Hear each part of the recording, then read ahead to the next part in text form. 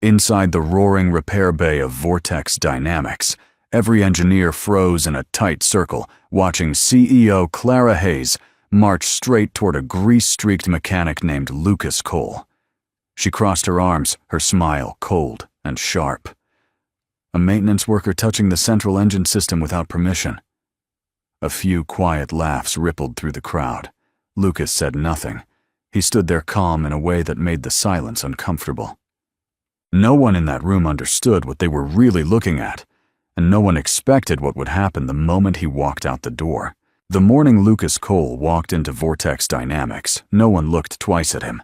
He moved the way he always did, with the quiet weight of a man who had nothing left to prove and no reason to make noise about it. His coveralls were faded at the elbows. His hands were already streaked with old grease that no soap had ever fully removed. He nodded to the guard at the lower gate, signed the same clipboard he had signed for 2 years, and disappeared into the maintenance wing where the engineers above the 7th floor never bothered to look. To the people who ran the company, he was a name on a payroll line. A maintenance technician on the lowest tier, working the night shifts. No one wanted fixing the broken air compressors and the leaking coolant lines that the senior engineers refused to crawl under. He kept to himself. He ate his lunch alone behind the spare parts bay. He read engineering journals during his breaks, but no one ever asked him why. In a building full of people chasing recognition, Lucas was the one man who seemed to want none of it. Vortex Dynamics had been the loudest name in American motorsport for nearly 2 decades. Every weekend, somewhere on a televised circuit, one of their cars carried the company's gold and black emblem across a finish line. The board called it a legacy. The public called it dominance. Inside the building, however, the legacy was a pressure cooker, and the woman holding the lid down was Clara Hayes. Clara had taken the CEO chair at 34, younger than any executive the board had ever appointed. She wore tailored suits the color of slate, kept her hair pulled back tight, and walked through the engineering floors like she was inspecting a battlefield. She had inherited the company from a father who had built it from nothing, and she carried that inheritance like a debt. Every quarter, the racing world watched to see if she would stumble. Every quarter, she made sure she did not. The hierarchy at Vortex was rigid in a way that had nothing to do with the org chart. The senior engineers wore white shirts and blue badges. The junior engineers wore gray. The maintenance staff wore navy coveralls and used a separate elevator. No one had written this down anywhere, but everyone obeyed it. Lucas obeyed it too, though for reasons no one in the building suspected. He had walked back through that lower gate years after leaving the company under another life, and he had taken the lowest job in the building because it was the only place close enough to the work that still mattered to him. The cracks began on a Tuesday 3 weeks before the Charlotte Invitational. The car at the center of everything, the prototype the company had built its season around, started misfiring on the dynamometer. Not a small misfire. A deep, irregular pulse from the central engine block, the kind of fault that traveled through the chassis and made experienced mechanics step back from the bench. The senior engineering team ran diagnostics for 16 hours straight. They replaced sensors. They flashed the control unit. They pulled the fuel system apart and reassembled it twice. The fault came back every time in a different place with a different signature, as if the engine itself were refusing to be understood. By the second day, the team led a man named Gregory Hart was sweating through his shirt. Clara called in the international consultants. 2 of them flew in from Stuttgart. 1 came down from Detroit. They wore the kind of confidence that came with white papers and patent numbers, and they spent 4 days in the clean bay arguing with each other in 3 accents. On the 5th day, Gregory walked into Clara's office with a face that told her everything before he opened his mouth. "We can't isolate it," he said. "The system is doing something the schematics don't predict. We've never seen this architecture behave like this before." Clara stood at the window of her office, looking down at the test track where her father had once tested his first prototype. The Charlotte Invitational was a closed-door event, but the entire industry would be watching the telemetry. A failure on that stage would not just cost a contract, it would tell every sponsor that Vortex had lost its edge. Find someone who has, she said. Anyone. I don't care what it costs. Gregory did not answer. There was no one to find.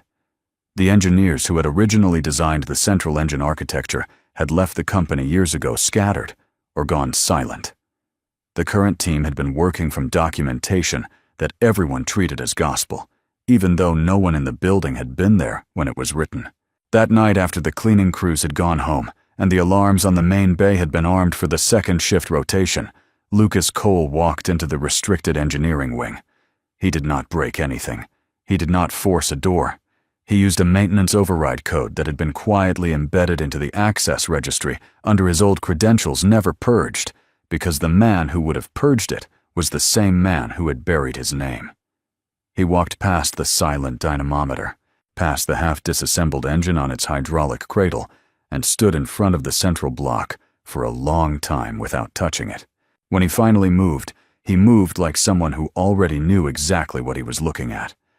He pulled a small canvas roll of tools from his coverall pocket. He removed 3 intake plates the senior team had reinstalled incorrectly, traced the timing signal back through a harness no one had thought to inspect, and rerouted a sensor feed that had been wired into the wrong return line. Then he opened a sealed software port that the consultants had not even known existed, and he wrote 42 lines of code from memory. He worked for 3 hours and 12 minutes. He did not hurry. He did not look up at the cameras, because he already knew which ones still worked and which ones had been disabled during the last security upgrade. When he was finished, he wiped down every surface he had touched, packed up his tools, and walked out the way he had come in. The next morning, Gregory Hart pressed the start button on the dynamometer, expecting another 12 hours of failure. The engine fired on the first command. It held a perfect idle for 90 seconds, then climbed cleanly through every load test the team threw at it. The senior engineers stood around the bay in a strange kind of silence, the kind that comes when something has been fixed, and no one in the room can claim credit for it. By 10 in the morning, the security footage had been pulled. By 10:30, the footage had reached Clara's desk. By 11, she was walking across the main floor with 2 members of building security behind her, and the entire shift stopped working to watch her go. She found Lucas in the spare parts bay, replacing a hydraulic seal on a forklift. He saw her coming and set the wrench down on the bench beside him without rushing. "Mr. Cole," her voice carried across the bay loud enough to gather every ear in the building. "Did you enter the restricted engineering wing last night?" Lucas wiped his hands on a rag. "Yes." The simplicity of the answer seemed to throw her for a second. She had expected a denial. She had expected a story. The bay had gone quiet around them. Engineers were drifting in from the corridor, pretending to look for tools, pretending not to listen. "And did you," Clara said each word cut clean, "modify the central engine system?" "I did." A short laugh came from somewhere in the back of the crowd. Gregory Hart had appeared at the edge of the group, arms folded, mouth tight. Clara took a step closer to Lucas and looked up at him. He was taller than she was, but he stood with his shoulders relaxed, as if the entire scene were happening to someone else. "A maintenance worker," she said, "touching the central engine system without permission." "Yes," Lucas said. "Do you understand?" she went on. "The legal exposure you have created for this company, the protocols you have violated, the careers you have insulted." Lucas looked at her for a long moment. Whatever she saw in his face seemed to harden her further, because her next words came out flat and final. "You are dismissed, effective immediately. Hand in your badge and your access card at the front desk. Security will escort you out." A murmur ran through the engineers. Someone, probably Gregory, said something under his breath that sounded like "good." Lucas did not react. He took the badge off his coverall, set it gently on the workbench between them, and laid the access card beside it. He did not argue. He did not explain. He did not ask for a hearing. He could have spoken. He could have said the one sentence that would have ended Clara's authority in that room and rewritten every face standing around them. He chose not to. He met Clara's eyes for 1 second longer than was comfortable, and in that second, something flickered behind his calm that she would remember later, when she had time to wonder what it was.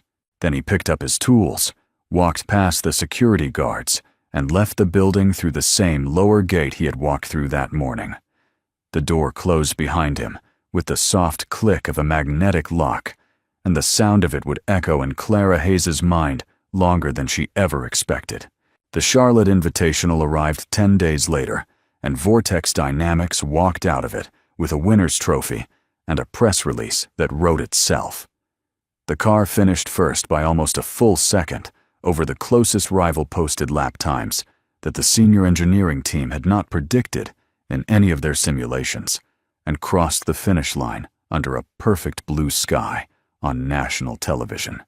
The board called Clara that night. The sponsors called the next morning. By the end of the week, the company stock had ticked up 4 points, and the racing magazines were running headlines about a return to form. Clara accepted every congratulation with the same controlled smile she had worn since the day she took the chair. She told the board the team had risen to the challenge. She told the press that discipline and talent had carried the day. In the private hallway between her office and the executive elevator, she told herself that firing Lucas Cole had been the right call, that protocol existed for a reason, and that a maintenance worker who took matters into his own hands was a liability no company could afford. She repeated this to herself often enough that she almost believed it. The senior engineers carried themselves differently after Charlotte. Gregory Hart walked through the bays with a new looseness in his shoulders, and the consultants from Stuttgart and Detroit went home with quiet bonuses and even quieter signed agreements. No one asked how the engine had been repaired. No one wanted to ask. The fault had been unfixable, and then it had been fixed, and the silence that filled the gap between those two facts was the kind that everyone agreed to leave undisturbed. Lucas did not come back. He did not file a wrongful termination claim. He did not contact the press. He simply disappeared from the maintenance roster as if he had never been on it. And within a week, the Navy coverall hanging in his locker had been folded and donated. The lower gate guard noticed his absence for about 3 days, then forgot. The senior engineers had never noticed him to begin with. For a brief stretch of mornings, Clara felt the kind of clean confidence she had not felt in months. The car ran. The team ran. The company ran.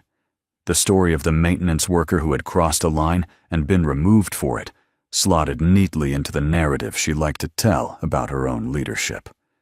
Then, on a quiet Wednesday, she sat down with the post-race telemetry, and the clean confidence began to crack. The numbers did not match. The car had not just outperformed its rivals at Charlotte, it had outperformed itself. Specific torque curves were running 10 to 12% above the design specifications that had been handed down from the original engineering documentation.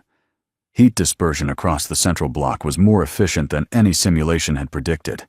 The fuel mapping was responding to throttle inputs with a precision the schematics had never accounted for. Clara read the report twice.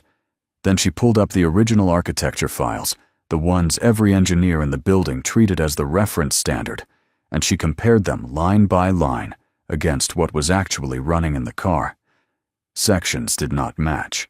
Whole subroutines were different. The version of the system that had taken the trophy at Charlotte was not the version Vortex Dynamics had on record. She called Gregory into her office that afternoon. He came in with his usual confidence and left 40 minutes later, looking smaller than when he had arrived. He could not explain the discrepancy. He had no record of any authorized rewrite. He admitted after she pressed him that the team had been working from the same documentation for as long as he had been with the company, and that no one currently on staff had been there when the original architecture was written. Then who was? Clara asked. Gregory shifted his weight. There was a development team in the early days, before the company restructured. Most of them were let go in the consolidation. Names. I'd have to pull the old personnel files. A lot of them are sealed. Pull them. That evening, Clara stayed late in her office with the blinds drawn and a stack of printouts on her desk. She was halfway through the second binder when there was a knock on the door, and Raymond Walsh let himself in without waiting for an answer. Raymond had been with Vortex longer than anyone else in the building. He had worked for Clara's father before he had worked for Clara. He wore reading glasses on a chain around his neck and a tie that had not been in fashion for 15 years, and he was the only person in the company who still called her by her first name without thinking about it. "You've been pulling old files," he said. "I figured I'd come find you before you came looking for me." She gestured to the chair across from her. He sat down slowly the way men sit down when their knees are no longer young, and he set a single folder on the edge of her desk. The folder was brown and worn at the corners, and the label on it had been written by hand in a script she did not recognize. There was an original architecture, Raymond said, before the one in your reference files. It was the first real engine system this company ever produced. Your father commissioned it personally. The man who built it was a young engineer no one had heard of before, and no one heard of after. He worked on it for almost 2 years alone for most of that time, and when it was finished, it was the cleanest piece of design work I had ever seen come out of this building. Clara waited. Raymond did not look at her. He looked at the folder on the desk between them.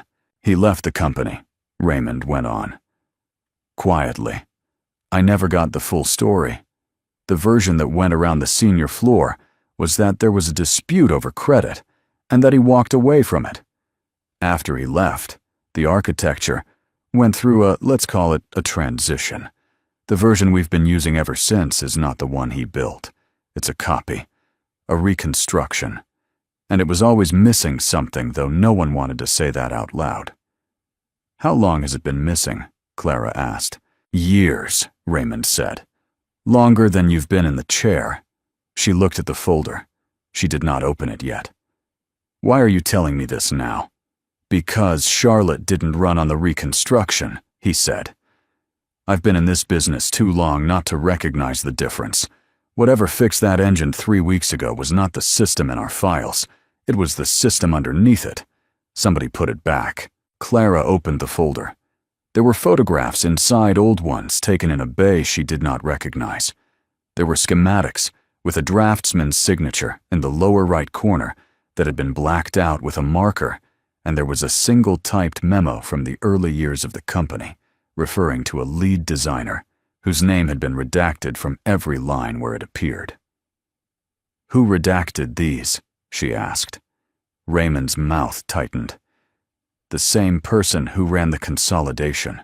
Nathan Brooks had been the company's chief operating officer for 16 years. He had been there before Clara, and he had stayed through the transition when she took the chair, and he had a way of standing slightly behind her in board meetings that always looked like support and always felt like something else. He had managed the early restructuring. He had signed off on the personnel files. He had been the one who had told Clara in her first month as CEO that the original architecture documents had been lost in a server migration, and that the reconstruction was a faithful representation of the original work. She had believed him. There had been no reason not to. The internal audit she ordered the next day was quiet.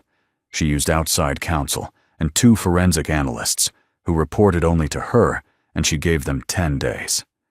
They came back in 7. The pattern they laid out on her conference table was not subtle once you knew where to look. Nathan had not just buried the original designer's name. He had restructured the company's intellectual property registry around the reconstruction, claiming derivative authorship for a team of engineers who had never touched the original work. He had signed contracts, licensed components, and built sponsorship deals on the foundation of a design that had been quietly stripped of its creator. The reconstruction was not just incomplete, it was structurally compromised in places the senior team had never identified, because the senior team had never been told there was an original to compare it to. The Charlotte engine had been the first one in years to actually run the way the original architecture had been designed to run, and the only reason it had run that way was because someone had broken into the restricted bay and put the missing pieces back. Clara sat alone in her office that night, with the audit on her desk and the folder Raymond had given her open beside it. She read the redacted memo again. She read the photographs. She matched the draftsman's signature against a scanned employment record from the early years of the company, one that the audit team had recovered from an archived backup Nathan had never thought to wipe. The signature matched a name. The name matched a personnel photograph. The personnel photograph matched a face she had seen not long before, standing in a maintenance bay with grease on his hands, while she dismissed him in front of half the building. She put the photograph down. She did not move for a long time. The silence in the office had a shape to it now, and the shape was the size of a single clean mistake. The man who had built the foundation of the company she ran was the same man she had fired for touching it. The only person in the world who fully understood the system every Vortex car depended on had handed her his badge without a word and walked out the lower gate, and somewhere in the city he was no longer her employee. Outside her window on the test track below, a mechanic she did not recognize was wheeling a tool cart across the asphalt under the security lights. Clara watched him go, and for the first time since she had taken the chair, she understood that something her father had built was about to break, and that the only hands that could hold it together were hands she had already pushed away. Clara did not sleep that night. She sat at her desk until the first gray light came through the blinds, and by the time the building started filling up again, she had already made 3 decisions and unmade 2 of them. The folder Raymond had left her was still open on the corner of the desk. The personnel photograph of Lucas Cole taken nearly 2 decades earlier was clipped to the inside cover. He looked younger in the picture, but the eyes were the same. They were the eyes that had met hers in the maintenance bay before she dismissed him, and they had carried the same quiet weight even then. She did not call a board meeting. She did not call her lawyers. She walked downstairs to the executive floor and into Nathan Brooks's office without knocking, and she set the audit report on his desk and waited for him to finish the phone call he was pretending to be on. He hung up after about 30 seconds. He looked at the report. He looked at her. He smiled the way men smile when they are about to negotiate something they have already lost. "Clara," he said, "whatever this is, we should talk about it privately."